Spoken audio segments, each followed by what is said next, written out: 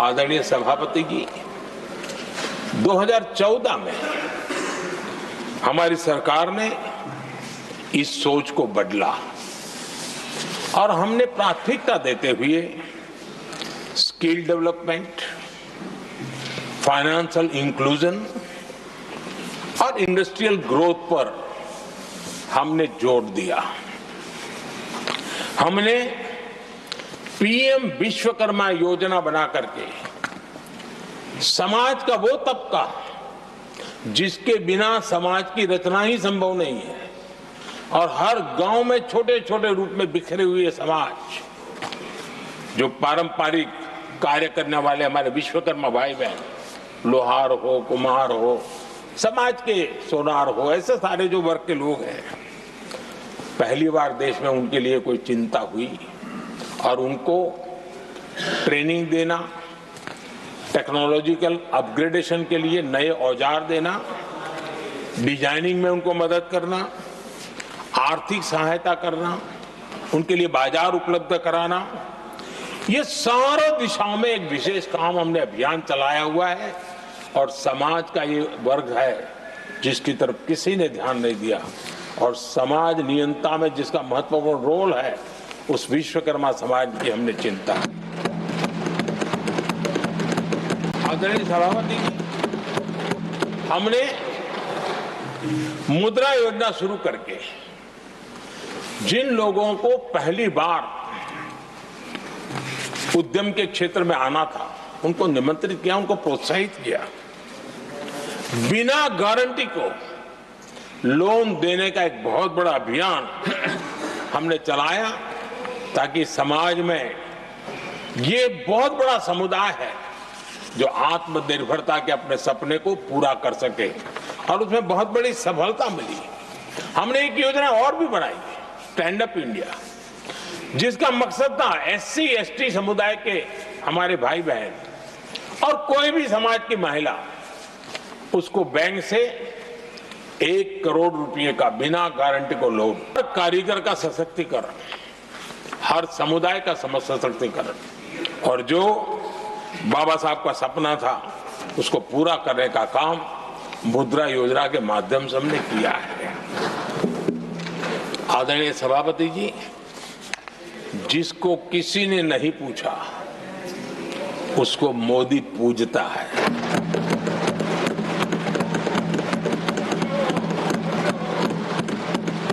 गरीब, वंचित, उसकी का कल्याण, ये हमारी प्राथमिकता है। इस वर्ष के बजट में भी आप देखिए, लेदर इंडस्ट्री, फुटवेयर इंडस्ट्री, ऐसे अनेक छोटे दायरे के विषयों को हमने स्पर्श किया है और इसका सबसे बड़ा लाभ गरीब और वंचित समुदाय के लोगों को मिलने वाला है, जो इस बजट में घोषणा की। अब उदाहरण के रूप में टॉयज की बात करें, समाज के इस प्रकार के वर्ग के लोग ही टॉयज बनाने के काम में हैं। हमने उस पर ध्यान केंद्रित किया। बहुत सारे गरीब परिवारों को अनेक प्रकार की उसमें मदद दी गई और उसका परिणाम आज आया है कि टॉयज हम एक्सपोर्ट करने की आदत में फंसे हुए थे, आज इंपोर्ट करने की आदत में फंसे हुए थे, आज हमारे टॉय 3 गुना एक्सपोर्ट हो रहे हैं और जिसका फायदा समाज के एक बहुत ही नीचे के तबके में जीने वाले, मुसीबतों से गुजारा करने वाले समुदाय को मिल रहा है। आदरणीय सभापति जी, हमारे देश में एक बहुत बड़ा समुदाय है, मछुआरा समुदाय। इन मछुआरे साथियों के लिए हमने एक अलग मिनिस्ट्री तो बनाई, लेकिन जो बेनिफिट किसान क्रेडिट में किसानों को मिलता था, हमने वो किसान क्रेडिट कार्ड के सारे बेनिफिट हमारे मछुआरे भाई बहनों को भी दिया, ये सुविधा दी।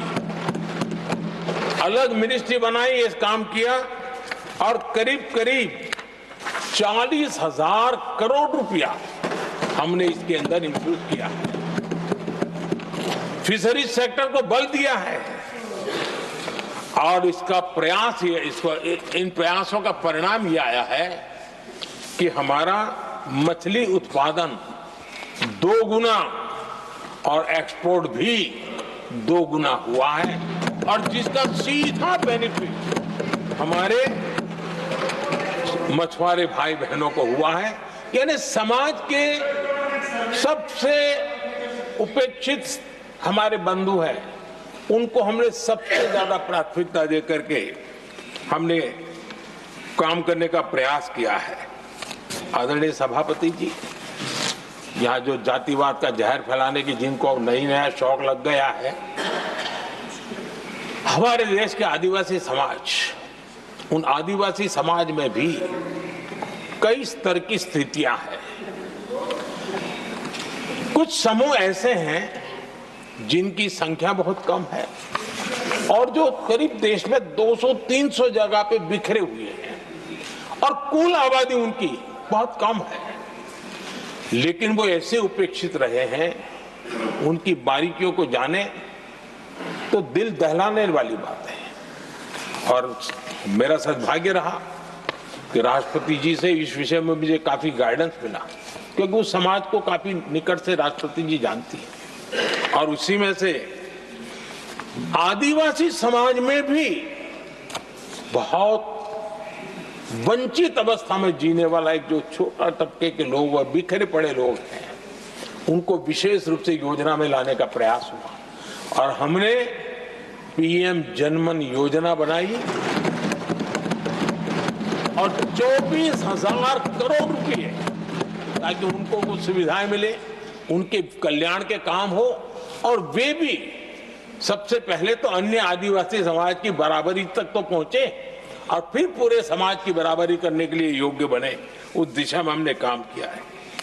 आदरणीय सभापति जी, समाज के अलग अलग तबकों की चिंता तो की है। हमने देश के अलग अलग भूभाग में भी कुछ ऐसी स्थितियां हैं कि जिसमें बहुत पिछड़ापन है। जैसे हमारे सीमावर्ती गांव, उनको बैकवर्ड विलेज करके छोड़ दिया गया था, आखिरी गांव करके छोड़ दिया गया था। हमने सबसे पहले मनोवैज्ञानिक परिवर्तन लाया। हम ये जो दिल्ली पहले और बाद में सब धीरे धीरे जो जाए दूर जाता जाए आखिर चला जाए, हमने बदल दिया। हमने तय किया कि सीमा पर जो लोग हैं वो पहले और वो अंदर की तरफ आता जाए। जहां सूरज की किरण सबसे पहले आती है और जहां सूरज की आखिरी किरण भी जिनके पास होती है, ऐसे आखिरी गांव उनको हमने फर्स्ट विलेज के रूप में विशेष दर्जा देते हुए, विशेष योजना बनाते हुए हमने उनके विकास के कामों को, इतना ही नहीं, उसको प्राथमिकता इतनी दी कि मैंने पिछले टर्म में मंत्री परिषद के साथियों को ऐसे दूर दराज के गांवों में 24 घंटे रुकने के लिए भेजा था और -15 डिग्री वाले कुछ विलेजेस थे, वहां भी हमारे मंत्री वहां जाकर के रुके थे, उनको समझने का, उनकी समस्याओं के समाधान के लिए प्रयास किया था। और हमने 15 अगस्त 26 जनवरी में जो मेहमान बुलाते हैं, उसमें भी ये जो सीमा पर बसे हुए हमारे पहले विलेज है, आज उनके प्रधानों को हम 26 जनवरी 15 अगस्त में बुलाते हैं। राष्ट्रपति जी के यहाँ एट होम में होते हैं, क्योंकि हमारी कोशिश है सबका साथ सबका विकास, और इसलिए खोजते रहते हैं कि हम किसको अभी भी पहुंचना बाकी है, चलो जल्दी करो। आदरणीय सभापति जी, वाइब्रेंट विलेज की योजना देश की सुरक्षा के लिए भी बहुत उपयोगी हो रही है, बहुत महत्वपूर्ण हो रही है और हम उसको भी बल दे रहे हैं। आदरणीय सभापति जी, राष्ट्रपति जी ने गणतंत्र के 75 वर्ष के मौके पर संविधान निर्माताओं से प्रेरणा लेने का भी आग्रह अपने अभिभाषण में किया है। मैं आज बड़े संतोष के साथ कह सकता हूं कि हमारे संविधान निर्माताओं की जो भावना थी उसी का आदर करते हुए, उसी से प्रेरणा लेते हुए हम आज आगे बढ़ रहे हैं। कुछ लोगों को लगता होगा ये यूसीसी क्या लाए हैं, लेकिन जो संविधान सभा की डिबेट पढ़ेंगे उनको पता चलेगा कि हम उस भावना का यहाँ लाने का प्रयास कर रहे हैं। कुछ लोगों की राजनीति आड़े आती होगी, लेकिन हम संविधान निर्माताओं की भावना को जीते हैं ना, तब जाकर के ये साहस करते हैं और कमिटमेंट के साथ पूरा करने का प्रयास करते हैं। आदरणीय सभापति जी, संविधान निर्माताओं का आदर करना चाहिए था। संविधान निर्माताओं के एक एक बात से प्रेरणा लेने की थी, लेकिन ये कांग्रेस है जिसने आजादी के तुरंत बाद ही संविधान निर्माताओं की भावनाओं की धज्जियां उड़ा दी थी। और ये दुख के साथ मैं ये कहना पड़ रहा है। आप कल्पना कर सकते थे कि जब देश में चुनी हुई सरकार नहीं थी, एक स्टॉप गैप अरेंजमेंट था चुनाव तक का, वो स्टॉप गैप अरेंजमेंट में जो बैठे थे महाशय, उन्होंने संविधान में संशोधन कर दिया आते ही।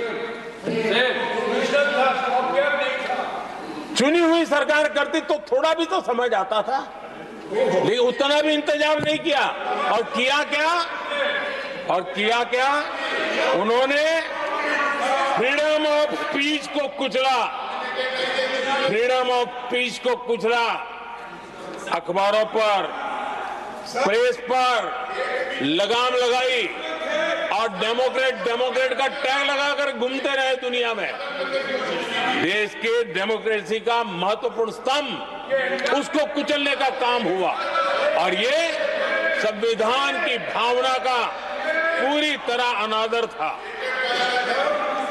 आदरणीय सभापति जी, देश की पहली सरकार थी, नेहरू जी प्रधानमंत्री थे और मुंबई में जब नेहरू जी प्रधानमंत्री थे तब मुंबई में मजदूरों की एक हड़ताल हुई।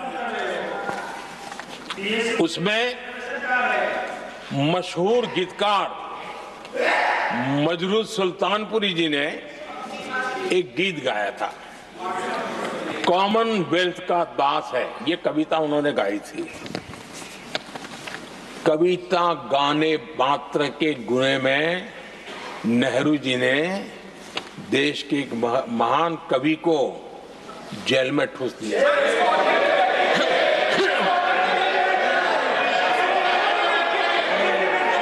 मशहूर एक्टर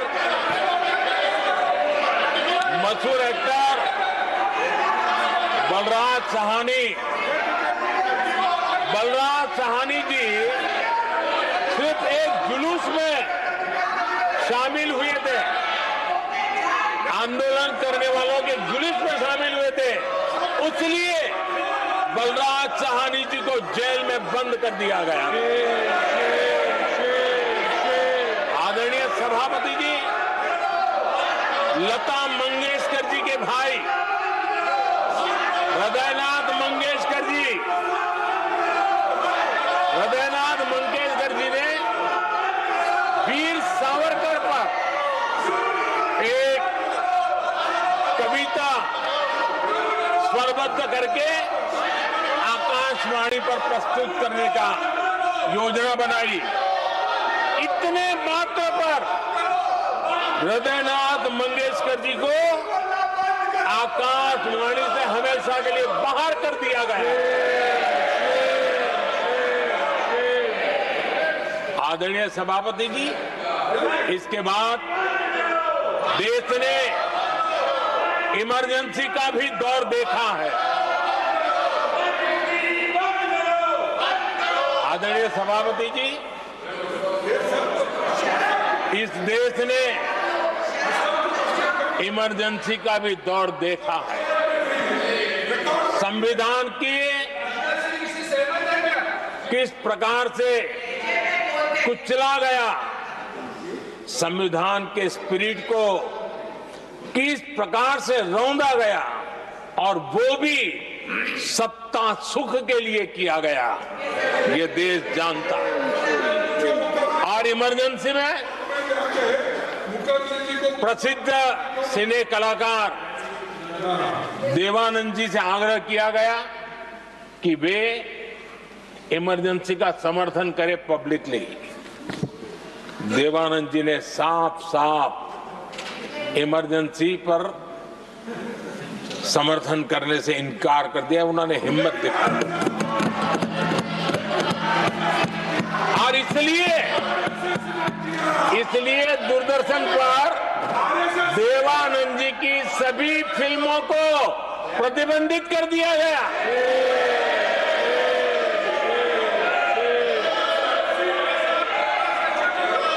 आदरणीय सभापति जी, ये संविधान की बातें करने वाले लोग, उन्होंने सालों से संविधान को अपने जेब में रखा है, उसी का एक परिणाम है। संविधान का सम्मान नहीं किया है।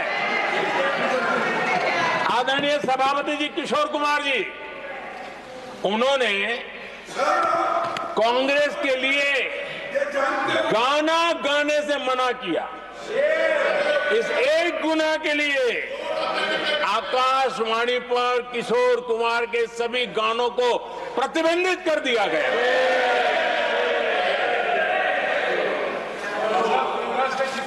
आदरणीय सभापति जी, मैं इमरजेंसी के उन दिनों को भूल नहीं सकता, और शायद आज भी वो तस्वीरें मौजूद है। ये जो लोकतंत्र की बातें करते हैं, मानव गरिमा की बातें करते हैं, और बड़े बड़े भाषण देने के लिए शौकीन लोग हैं, आपातकाल में जॉर्ज फर्नांडिस समेत देश के महानुभावों को हथकड़ियां पहनाई गई थी, जंजीरों से बांधा गया था। संसद के सदस्य, देश के गणमान्य नेता, उनको हथकड़ियां और जंजीरों से बांधा गया था। इनके मुंह में संविधान शब्द शोभा नहीं देता है।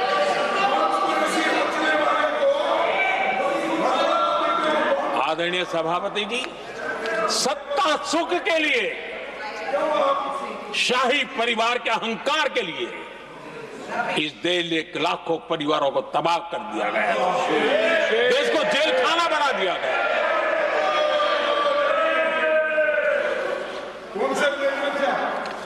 बहुत लंबा संघर्ष चला।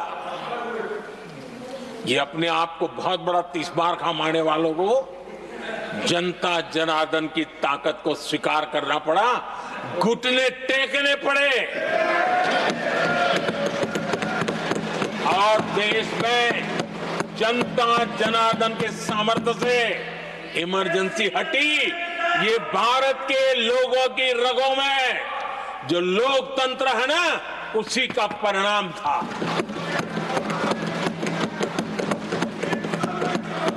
हमारे माननीय खड़गे जी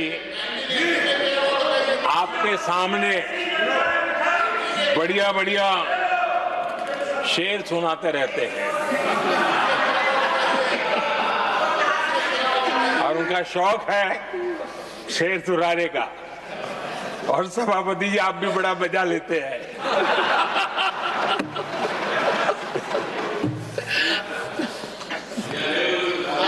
एक शेर मैंने भी कहीं पढ़ा था,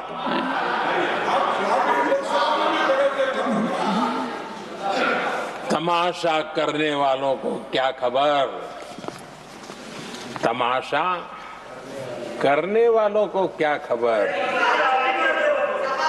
हमने कितने तूफानों को पार कर दिया जलाया है, हमने कितने तूफानों को पार कर दिया जलाया है। आदरणीय सभापति जी, मैं आदरणीय खड़गे जी वरिष्ठ नेता है और मैं हमेशा सम्मान करता हूँ उनका। और इतना लंबा समय सार्वजनिक जीवन ये छोटी बात नहीं है। और मैं इस देश में चाहे शरद राव हो चाहे खड़गे जी हो, इन सब का मैं, हमारे देवगौड़ा जी बैठे हैं, ये असामान्य सिद्धियां हैं उनके जीवन की जो उन्होंने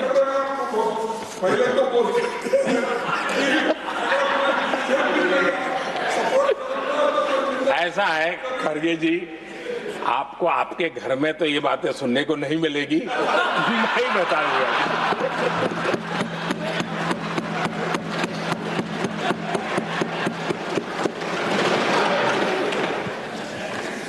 इस बार मैं देख रहा था कि खड़गे जी कविताएं पढ़ रहे थे, लेकिन जो बातें बता रहे थे, और आपने बड़ा सही पकड़ा था कि जरा बताओ तो सही भी ये कविता है कब की है? उनको पता था, सभापति जी, उनको पता था ये कविताएं कब की है। भीतर कांग्रेस की दुर्दशा का इतना दर्द पड़ा था, लेकिन वहां हालत यह है कि बोल नहीं सकते, तो उन्होंने सोचा ये अच्छा मंच है, यही बोल दें। और इसलिए उन्होंने नीरज की कविता के माध्यम से उनके घर के हालात यहां प्रस्तुत किए हैं।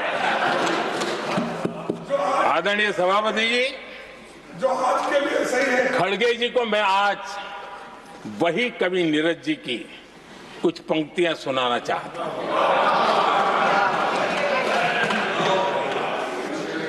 कांग्रेस सरकार का जो दौर था उस समय नीरज जी ने ये कविताएं लिखी थी और उसमें उन्होंने कहा था, है बहुत अंधियारा, है बहुत अंधियारा, अब सूरज निकलना चाहिए,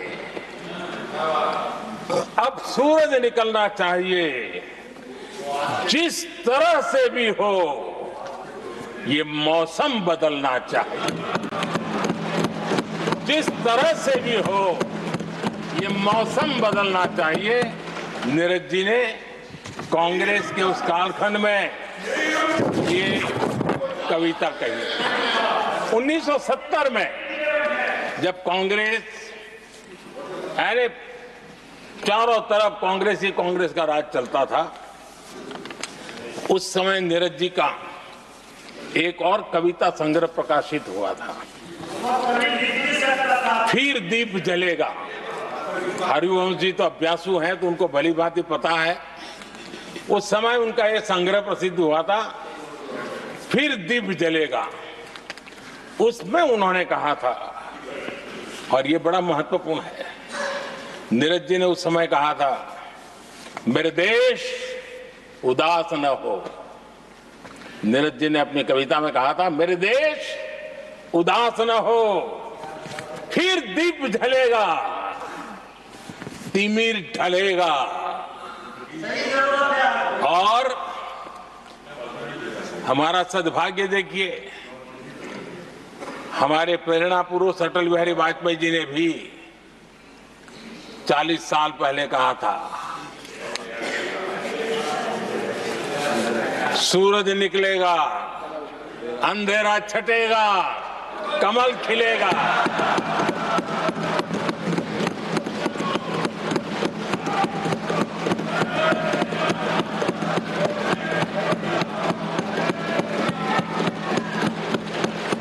आदरणीय नीरज जी ने कहा था, जब तक कांग्रेस का सूरज चमकता रहा, देश ऐसा ही अंधेरे में रहता रहा। कई दशक तक ऐसे ही हाल बने रहे। आदरणीय सभापति जी, गरीबों को शक्ति देने के लिए, गरीबों के सशक्तिकरण के लिए जितना काम हमारे कार्यकाल में हुआ है, हमारी सरकार के द्वारा हुआ है, इतना पहले कभी नहीं हुआ। गरीबों का सशक्तिकरण और गरीब ही गरीबी को परास्त करे, उस दिशा में हमने योजनाओं को आकार दिया। और मुझे मेरे देश के गरीबों पर भरोसा है, उनके सामर्थ्य में भरोसा है। अगर अवसर मिल जाए ना तो वो हर चुनौतियों को पार कर सकता है। और गरीब ने करके दिखाया है। योजनाओं का लाभ लेते हुए, अवसरों का फायदा उठाते हुए, सशक्तिकरण के माध्यम से 25 करोड़ गरीबी को परास्त करने में सफल हुए। 25 करोड़ लोगों को गरीबी से बाहर निकालना ये हमारे लिए गर्व का विषय है कि हमने एक बहुत बड़ा काम किया है।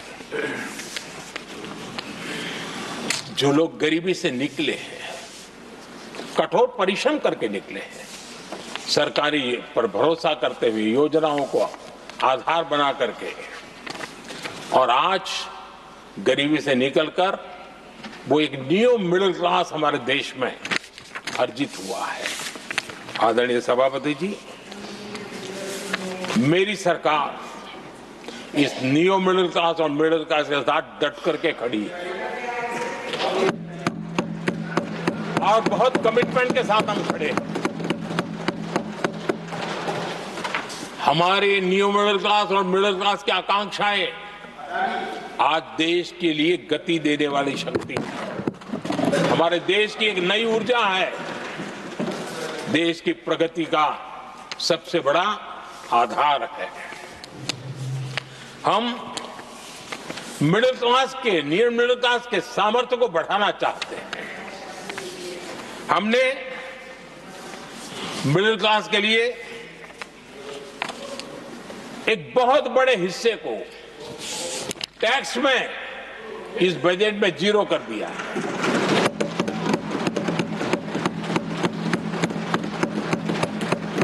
तो 2013 में 2 लाख तक की आय टैक्स में मुक्ति थी, इनकम टैक्स में 2 लाख तक मुक्ति थी। आज हमने 12 लाख तक टैक्स में मुक्ति कर दी। हम 70 साल से ऊपर के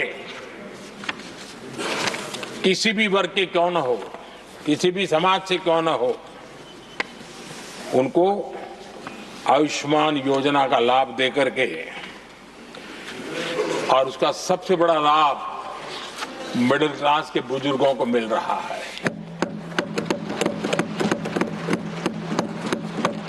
आदरणीय सभापति जी, हमने देश में 4 करोड़ घर बनाकर हमारे देशवासियों को दिए, जिसमें से 1 करोड़ से ज्यादा घर शहरों में बने हैं।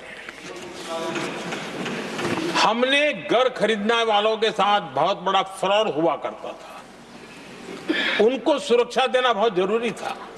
और इसी सदन में हमने रेरा का कानून बनाया है, जो आज मध्यम वर्ग के घर के सपने के खिलाफ जो रुकावटें थी, उसको दूर करने का महत्वपूर्ण हथियार बना है। इस बार बजट में स्वामी इनिशिएटिव लाया गया है, जो हाउसिंग प्रोजेक्ट अटके हुए हैं, जिसमें मध्यम वर्ग के पैसे रुके हुए हैं और उनकी सुविधाएं अटकी हुई हैं, उनके उस काम के लिए 15,000 करोड़ रुपया इस बजट में हमने आवंटित किया है, ताकि मध्यम वर्ग के उन सपनों को पूरा कर सकें। आदरणीय सभापति जी, स्टार्टअप का रिवॉल्यूशन जिसको आज दुनिया ने देखा है, और उसका एक प्रभाव भी है। ये स्टार्टअप चलाने वाले कौन है? ये स्टार्टअप चलाने वाले नौजवान ज्यादातर मिडिल क्लास के नौजवान हैं। आज पूरी दुनिया भारत के प्रति आकर्षित है, खास करके G20 समूहों की देश के 50-60 स्थानों पर जो मीटिंगें हुई, उसके कारण भारत को जो पहले सभी दिल्ली, मुंबई या बेंगलुरु मानते थे, भारत को विशालता का उनको पता चला है। और आज विश्व का भारत के टूरिज्म के प्रति आकर्षण बढ़ा है। और जब टूरिज्म बढ़ता है तो व्यवसाय के भी अनेक अवसर आते हैं और उसका लाभ भी हमारे मिडिल क्लास को बहुत मिलने वाला है, उनके आय के साथ। आदरणीय सभापति जी, आज हमारा मिडिल क्लास आत्मविश्वास से भरा हुआ है और ये अभूतपूर्व है। ये अपने आप में एक बहुत बड़ा सामर्थ्य बना देता है देश का। और मुझे पूरा विश्वास है कि भारत का मध्यम वर्ग विकसित भारत के संकल्प को साकार करने के लिए कमर कस करके खड़ा हो गया है, हमारे साथ चल पड़ा है। आदरणीय सभापति जी, विकसित भारत के निर्माण में सबसे बड़ा रोल देश के युवाओं का है। हमें डेमोग्राफी का डिविडेंड, उस पर हमारा भी बल है। जो अभी स्कूल कॉलेज में है वही विकसित भारत के सबसे बड़े लाभार्थी बनने वाले हैं। और इसलिए उनके अंदर एक स्वाभाविक भाव है कि जैसे जैसे उनकी उम्र बढ़ेगी वैसे वैसे देश की विकास की यात्रा बढ़ेगी। और जो उनके लिए एक बहुत बड़ा और एक प्रकार से विकसित भारत का बेस हमारे यहाँ स्कूल कॉलेज के नौजवान है, वो हमारा सामर्थ्य है। पिछले 10 साल में लगातार इस तबके को, इस बेस को मजबूत करने के लिए हमने बहुत सोची समझी रणनीति के तहत काम किया है। 21वीं सदी की शिक्षा कैसी होनी चाहिए, शिक्षा नीति के लिए पहले सोचा तक नहीं गया। जो चलता है चलने दो, जैसा होता है होते रहो। करीब 3 दशक के अंतराल के बाद नई राष्ट्रीय शिक्षा नीति लेकर के हम आए। 3 दशक के अंतराल, इस नीति के तहत बहुत सारे इनिशिएटिव हैं। उसमें एक की मैं चर्चा करता हूं, पीएम श्री स्कूल। ये पीएम श्री स्कूल आज करीब 10-12 हजार स्कूल ऑलरेडी बन चुके हैं और नए बनाने की दिशा में हम आगे बढ़ रहे हैं। आदरणीय सभापति जी, एक महत्वपूर्ण निर्णय हमने शिक्षा नीति में बदलाव लाया है। मातृभाषा में पढ़ाई और मातृभाषा में परीक्षा, इस पर हमने बल दिया है। देश आजाद हुआ लेकिन ये कुछ गुलामी की मानसिकता कहीं कहीं जकड़ के रखा था ना, उसमें ये हमारी भाषा भी थी। हमारी मातृभाषा के साथ घोर अन्याय हुआ और गरीब का बच्चा, दलित का बच्चा, आदिवासी का बच्चा, वंचित का बच्चा वो इसलिए रुक जाए ताकि उसको लैंग्वेज नहीं आती है। ये उसके साथ घोर अन्याय था। और सबका साथ सबका विकास का मंत्र मुझे चैन से सोने नहीं देता था। और इसमें मैंने कहा कि देश में मातृभाषा में शिक्षा, मातृभाषा में डॉक्टर बने, मातृभाषा में इंजीनियर बने। जिनको अंग्रेजी भाषा पढ़ने नसीब नहीं हुई, उनके सामर्थ्य को हम रोक नहीं सकते। हमने बहुत बड़ा बदलाव किया है और उसके कारण आज गरीब माँ का, विधवा माँ का भी बच्चा आज डॉक्टर, इंजीनियर के सपने देखने लगा। आदिवासी युवाओं के लिए एकलव्य मॉडल स्कूलों का हमने विस्तार किया है। 10 साल पहले करीब 150 एकलव्य विद्यालय थे, आज 470 है, 470 हो। और अब हम 200 और ज्यादा एकलव्य स्कूल की दिशा में आगे बढ़ रहे हैं। आदरणीय सभापति जी, हमने सैनिक स्कूलों में भी बहुत बड़ा रिफॉर्म किया और सैनिक स्कूलों में हमने बेटियों को भी प्रवेश की व्यवस्था की। आप स्वयं सैनिक स्कूल के विद्यार्थी रहे। पहले बेटियों के लिए उसके दरवाजे बंद थे और आप भी जानते हैं कि सैनिक स्कूलों का महात्मा क्या होता है, उसका सामर्थ्य क्या होता है, जिसने आप जैसे व्यक्तियों को जन्म दिया है। अब वो अवसर मेरे देश की बेटियों को भी मिलेगा। हमने सैनिक स्कूल के दरवाजे खोल दिए और अभी हमारी सैकड़ों बेटियां देशभक्ति के इस माहौल में अपनी पढ़ाई कर रही हैं और देश के लिए जीने का जज्बा सहज रूप से उनके भीतर पनप रहा है। आदरणीय सभापति जी, युवाओं के ग्रूमिंग में एनसीसी की बहुत बड़ी भूमिका है। हम में से जो भी एनसीसी के संपर्क में रहा है उसे मालूम है कि उस उम्र में और उस कालखंड में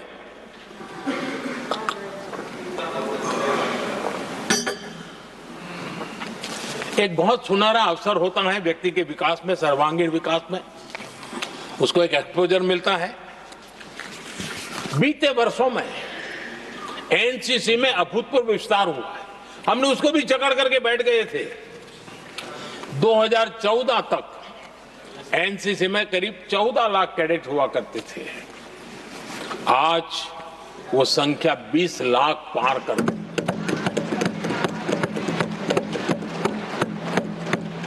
आदरणीय सभापति जी, देश के युवाओं में जो उमंग है, उत्साह है, नया कुछ कर गुजरने की इच्छा है, रूटीन काम से भी हटकर के कुछ करने का उनका इरादा है, ये साफ नजर आता है।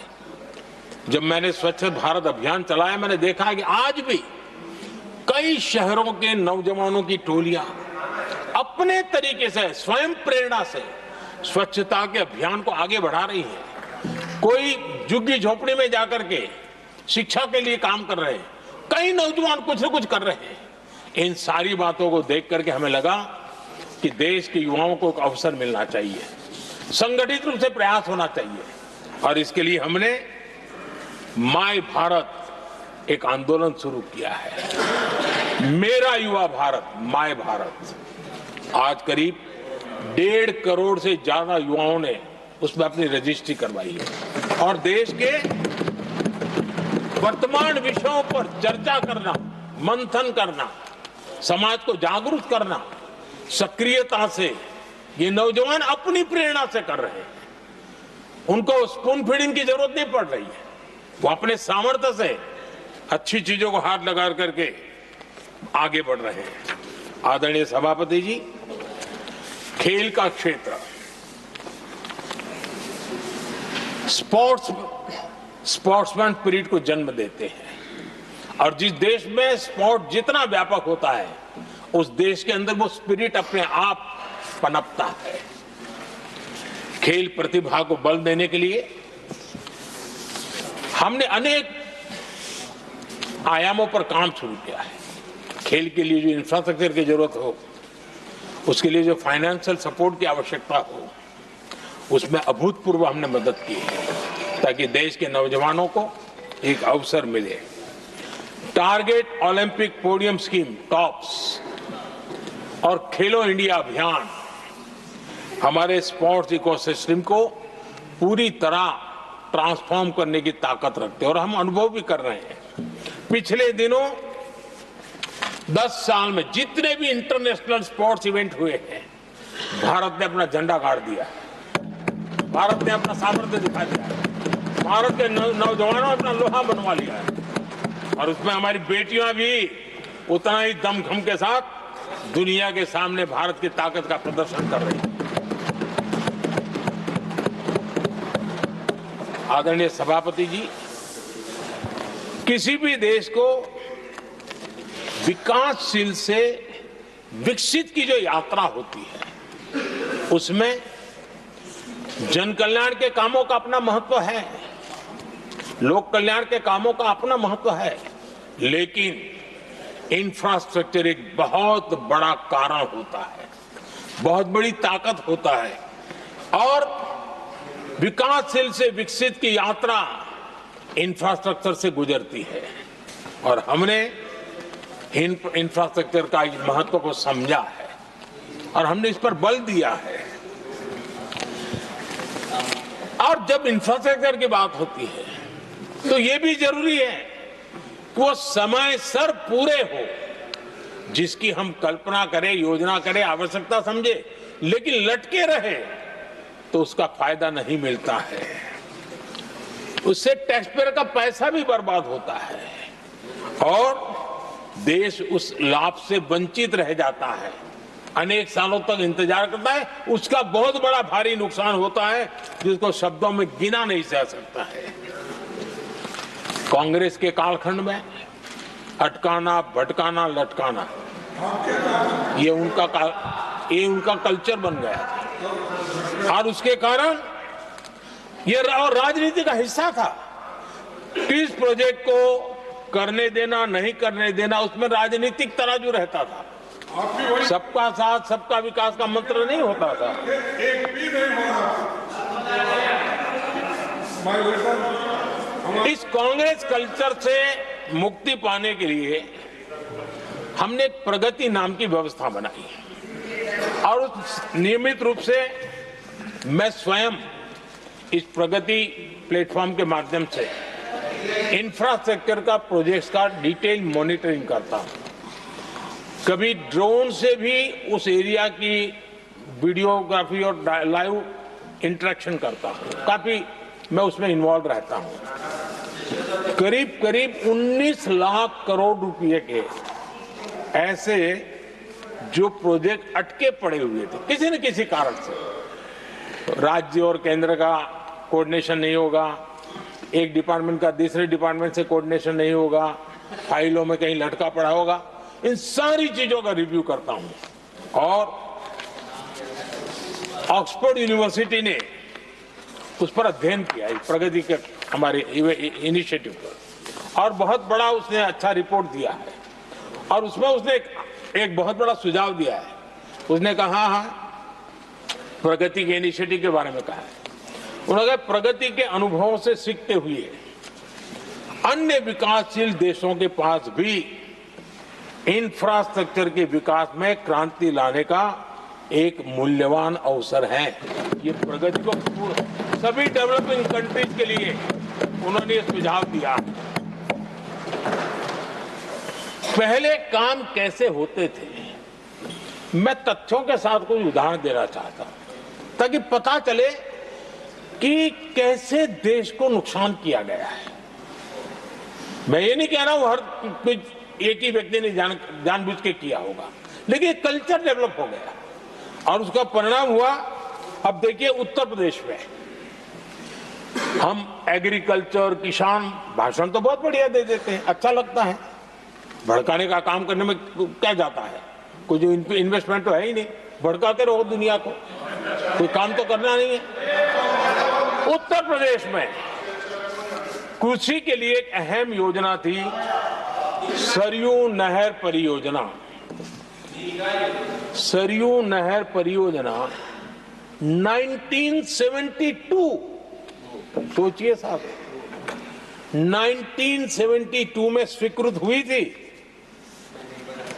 5 दशक तक लटकी रही। 1972 में जिस योजना को सोचा गया, योजना बनी, फाइल पे स्वीकृत हो चुकी, 2021 में हमने आकर के इसको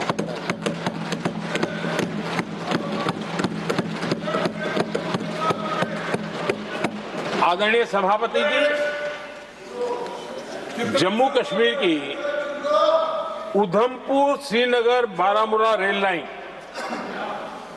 Udhampur Srinagar Baramulla rail line in 1994 में स्वीकृत हुई थी।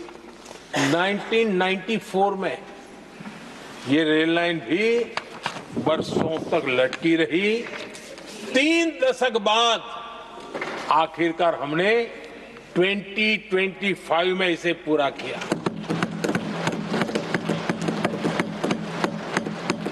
आदरणीय सभापति जी, ओडिशा की Haridaspur Paradip rail line, Haridaspur Paradip rail line 1996 में स्वीकृति हुई थी।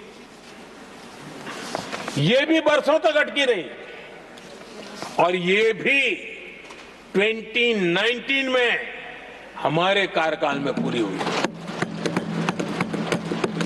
आदरणीय सभापति जी, असम का बोगीबील ब्रिज 1998 में स्वीकृत हुआ था। ये भी हमारी सरकार ने 2018 में पूरा किया। और मैं ऐसे आपको सैकड़ों उदाहरण दे सकता हूं। अटकाना, लटकाना, भटकाना, ये कल्चर कितने देश को बर्बाद किया है, सैकड़ों उदाहरण दे सकता हूं। आप कल्पना कर सकते हैं, कांग्रेस ने अपने कार्यकाल में देश के लिए, देश जिसके लिए हकदार था, जो होने की संभावनाएं भी थी, इस प्रगति का न करते हुए कितनी बर्बादी की है, इसका आप अंदाज लगा सकते हैं। इंफ्रास्ट्रक्चर प्रोजेक्ट्स में सही प्लानिंग और सही एजुकेशन, इसके लिए पीएम गति शक्ति नेशनल मास्टर प्लान बनाया है। पीएम गति शक्ति में जो लोग डिजिटल वर्ल्ड में इंटरेस्टेड हैं, उनके लिए जरूरी है समझना, और मैं तो चाहूंगा इसको राज्यों ने भी उपयोग करना चाहिए। पीएम गति शक्ति प्लेटफॉर्म में 1600 डेटा लेयर्स हैं हमारे देश के अलग अलग कामों के, और निर्णय प्रक्रिया को तेज करते हैं, सरल करते हैं, और उसको लागू करने में भी बहुत तेजी से उसको लागू किया जा सकता है। तो आज गति शक्ति प्लेटफॉर्म अपने आप में एक बहुत बड़ा इंफ्रास्ट्रक्चर के काम को गति देने वाला आधार बन गया है। आदरणीय सभापति जी,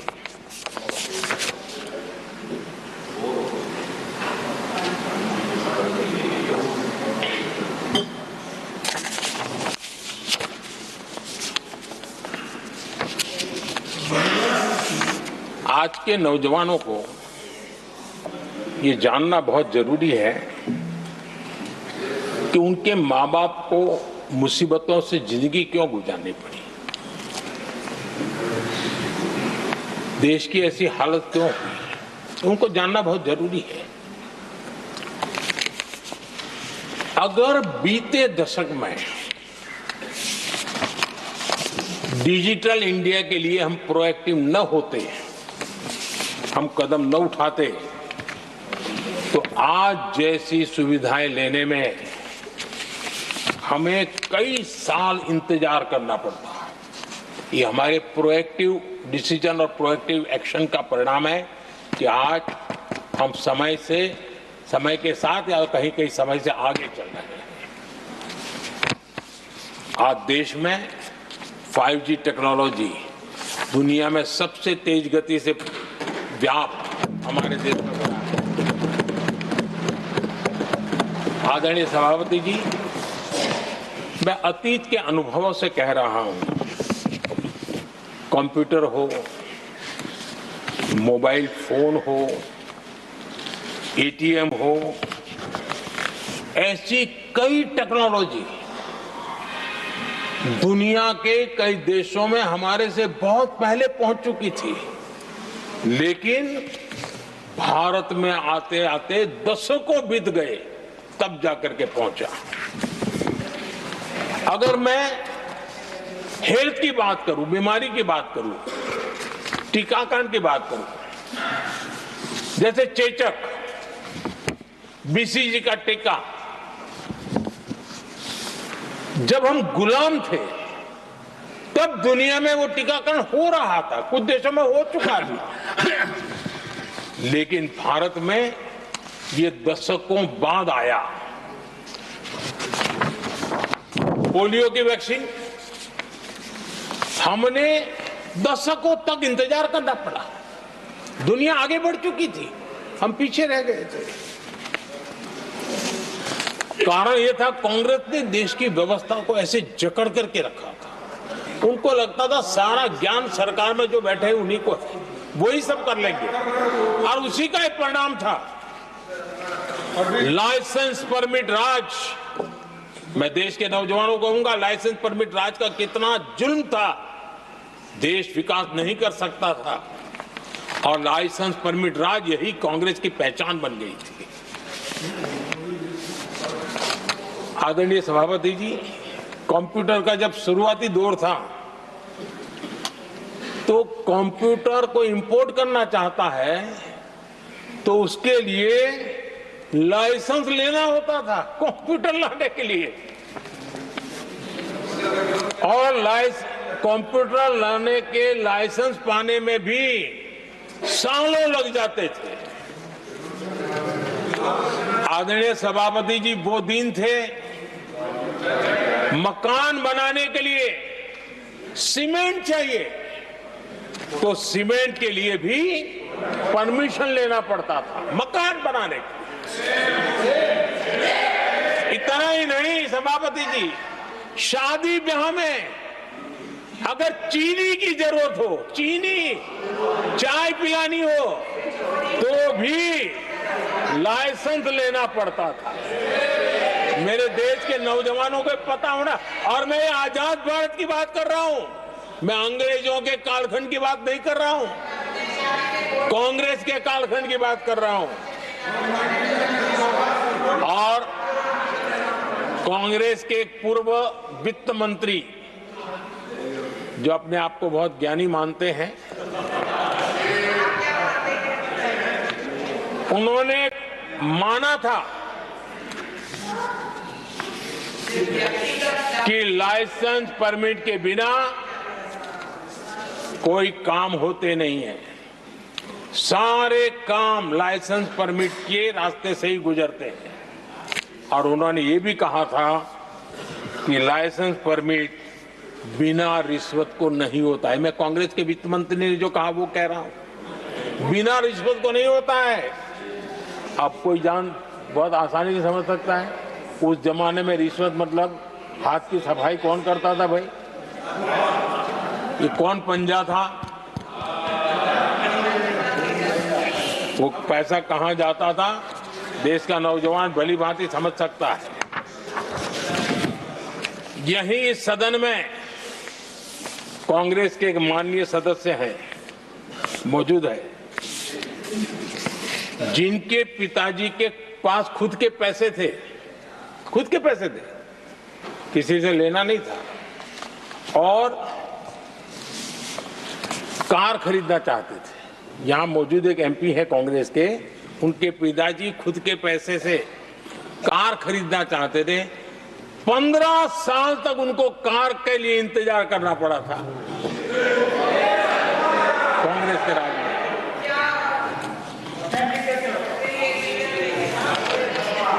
आदरणीय सभापति जी, हम सब जानते हैं, स्कूटर लेना हो तो बुकिंग करवा के पैसा देना, 8-8, 10-10 साल एक स्कूटर खरीदने में लग जाता था। और अगर मजबूरी में स्कूटर मानो बेचना पड़ा तो उसके लिए सरकार से परमिशन लेनी पड़ती थी। यानी कैसे देश चलाया इन लोगों ने। और इतना ही नहीं, गैस सिलेंडर एमपी को कूपन दिया जाता था, एमपी को कूपन दिया जाता था कि तुम इलाके में 25 लोगों को गैस कनेक्शन दे सकते हो। गैस सिलेंडर के लिए कतार लगती थी।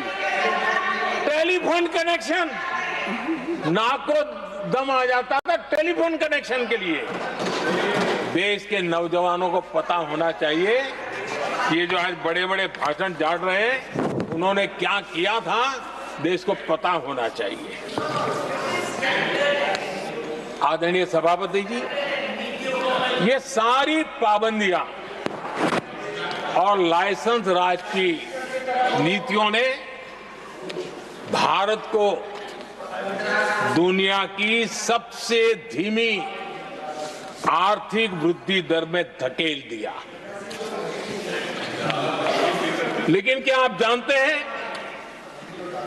इस कमजोर वृद्धि दर को, इस विफलता को दुनिया में किस नाम से कहने की शुरुआत हो गई? हिंदू रेट ऑफ ग्रोथ कहने लगे। एक समाज का पूरा अपमान, विफलता सरकार में बैठे हुए लोगों की, काम न करने के सामर्थ्य बैठे हुए लोगों का, समझ शक्ति का अभाव बैठे हुए लोगों का,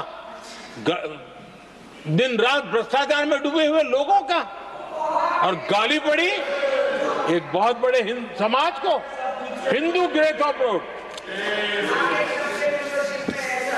आदरणीय सभापति जी, शाही परिवार के आर्थिक कुप्रबंधन और गलत नीतियों के कारण पूरे समाज को दोषी ठहराया गया और दुनिया भर में बदनाम किया गया। जबकि हम इतिहास देखें तो भारत के लोगों का तरीका और नीतियां, भारत के स्वभाव में लाइसेंस राज नहीं था, परमिट नहीं थी। भारत के लोग सदियों से, हजारों साल से खुले में विश्वास करते थे और हम उन समुदाय में सबसे पहले थे जो दुनिया भर में मुक्त व्यापार, फ्री ट्रेड, उसमें मेहनत करते थे, काम करते थे। सदियों पहले भारतीय व्यापारी दूर दराज के देशों तक व्यापार करने के लिए जाते थे, कोई बंधन नहीं थे, कोई रुकावटें नहीं थे। ये हमारी प्रकृति की संस्कृति थी, हमने उसको तबाह करके रख दिया।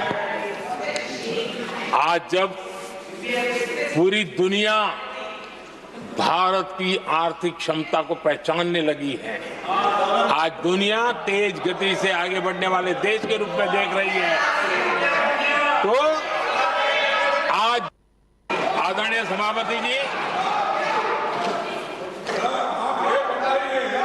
आदरणीय सभापति जी,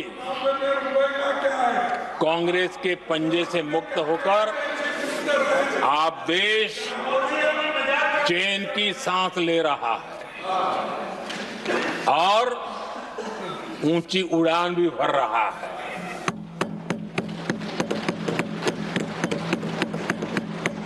कांग्रेस के लाइसेंस राज और उसकी कुनीतियों से बाहर निकलकर हम मेक इन इंडिया को बढ़ावा दे रहे हैं। भारत में मैन्युफैक्चरिंग बढ़ाने के लिए हमने पीएलआई स्कीम शुरू की, एफडीआई से जुड़े रिफॉर्म्स किए। आज भारत दुनिया का दूसरा सबसे बड़ा मोबाइल प्रोडक्शन वाला देश बना है।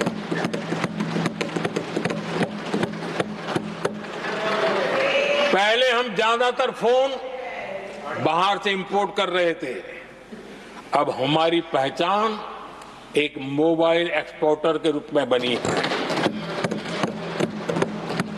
आदरणीय सभापति जी, आज भारत की पहचान डिफेंस मैन्युफैक्चरिंग की बनी है। 10 साल में हमारा डिफेंस प्रोडक्ट्स 10 गुना एक्सपोर्ट बढ़ा है, 10 साल में 10 गुना बढ़ा है। आदरणीय सभापति जी, भारत में सोलर मॉड्यूल मैन्युफैक्चरिंग भी 10 गुना बढ़ गए हैं। आज हमारा देश दुनिया का दूसरा सबसे बड़ा स्टील प्रोड्यूसर देश है। 10 सालों में हमारा मशीनरी और इलेक्ट्रॉनिक एक्सपोर्ट तेजी से आगे बढ़ा है। बीते 10 सालों में भारत का टॉयज एक्सपोर्ट 3 गुना से ज्यादा बढ़ गया है। इन्हीं 10 सालों में एग्रो केमिकल एक्सपोर्ट भी बढ़ा है। कोरोना के कालखंड में हमने 150 से ज्यादा देशों को वैक्सीन और दवाइयां सप्लाई की। मेड इन इंडिया, हमारे आयुष और हर्बल प्रोडक्ट का एक्सपोर्ट भी बहुत तेज गति से बढ़ा है और बढ़ रहा है। आदरणीय सभापति जी, खादी जो कांग्रेस ने की तो सबसे बड़ा एक काम करते रहे खादी के लिए, तो भी मुझे लगता है हाँ ये आजादी के आंदोलन के लोगों से कुछ प्रेरणा आगे बढ़ा रहे हैं। वो भी नहीं किया। खादी और विलेज इंडस्ट्री का टर्नओवर पहली बार 1.5 लाख करोड़ से ज्यादा हुआ है। 10 साल में इसका प्रोडक्शन भी 4 गुना हुआ है।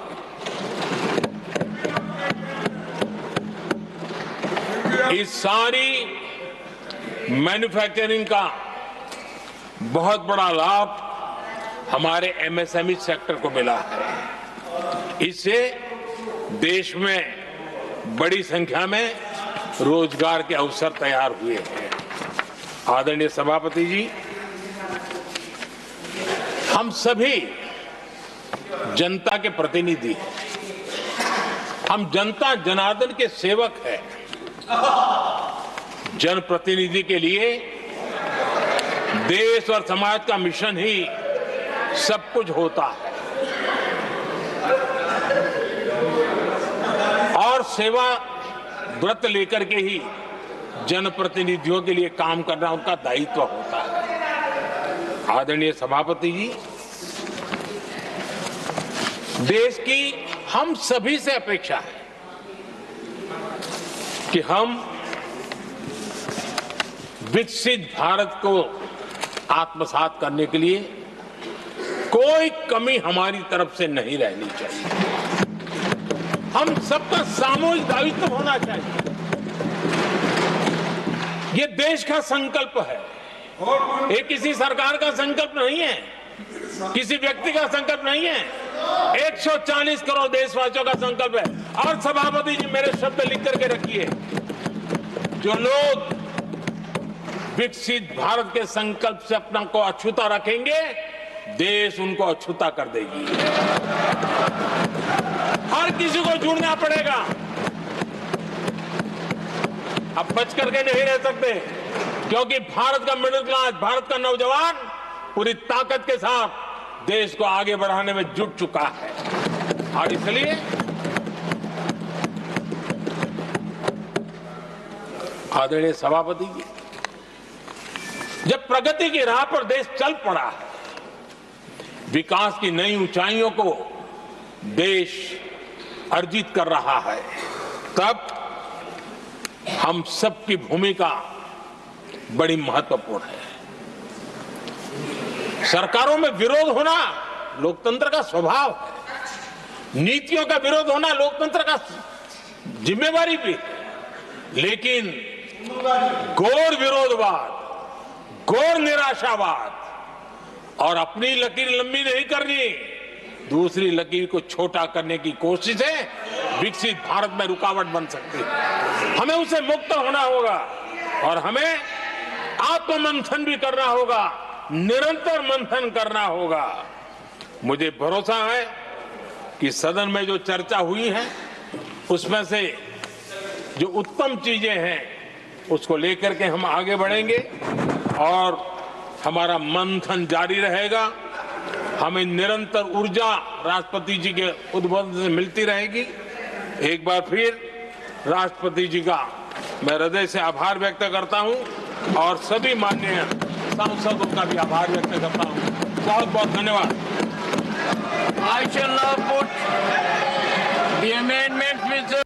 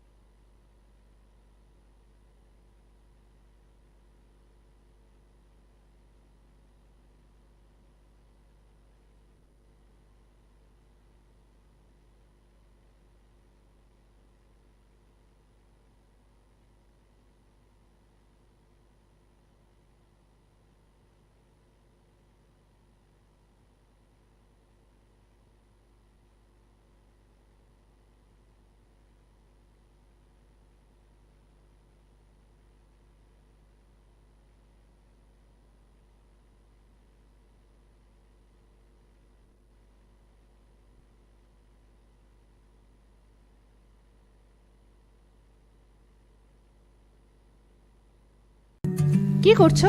এই ভাবছি আমাদের ইন্টারনেট সার্ভিস প্রোভাইডার চেঞ্জ করব। মাসে মাসে এত টাকা খরচ যাচ্ছে, নেটের স্পিড অত্যন্ত কম, সমস্যা হলেই বারবার টোল ফ্রিতে ফোন করো। আর সানডেজে তো আরোই ঝামেলা। তাহলে কি করবে? দেখছি। দেখো বালাজি ডিজিকম আমাদের